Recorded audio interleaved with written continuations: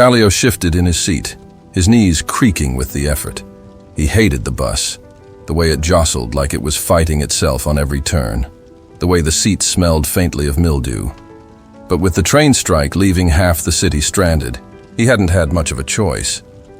He glanced at his watch, the faint glow of its face telling him it was already past 9. He exhaled through his nose, pulling his coat tighter around him. Outside, the rain pelted against the windows, and the streets passed by in a watery blur. The passengers were few now, most having been let off earlier. Just him, a middle-aged woman nursing a shopping bag, and a young man slouched over his phone a few rows ahead. The bus hissed to a halt again. The doors wheezed open, and a man stepped inside.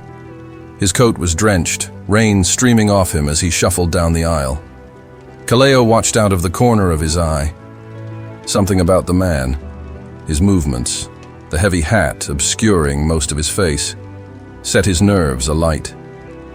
He didn't like strangers, not anymore. The man took the seat across the aisle, his damp coat darkening the worn upholstery. For a moment, the bus resumed its rhythm, the rumble of the engine, the occasional squeak of tires. Then the man spoke. "Rough night?" His voice was smooth, casual, as though they were old friends.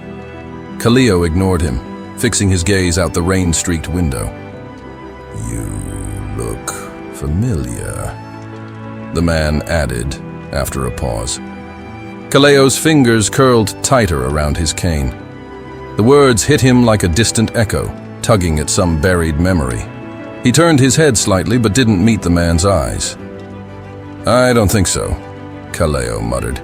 But the man leaned forward, his hands clasped loosely between his knees. "Oh, I do. Kaleo, isn't it?" Kaleo froze. He turned fully this time, his chest tightening.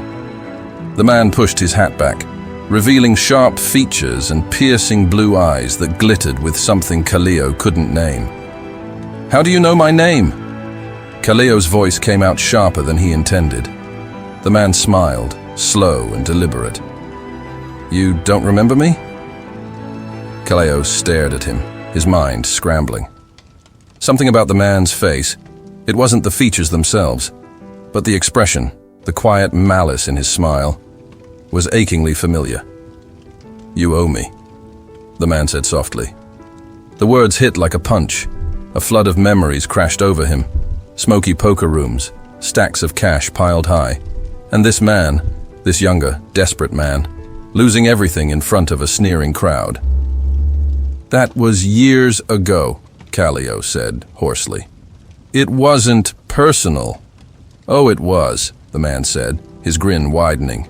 "You ruined me, Kaleo, took my money, my name, and now I've been waiting to see what you have left." The bus jerked to a stop, throwing Kaleo forward slightly. He looked around. The other passengers were gone. The man leaned closer. "This is your stop." "I'm not—" Before Kaleo could finish, the man's hand shot out, gripping his wrist with surprising strength. His touch was ice, burning against Kaleo's skin. The world seemed to tilt, the lights flickering above them. Kaleo tried to pull away, but the man's grip only tightened, his eyes locked on Kaleo's with a cold finality. The bus rumbled forward again, empty now. The seat across the aisle was vacant, the puddle of rainwater the only sign someone had been there. Kaleo's cane lay abandoned on the floor, but its handle was smeared red, a single drop falling to the metal below with a soft plink.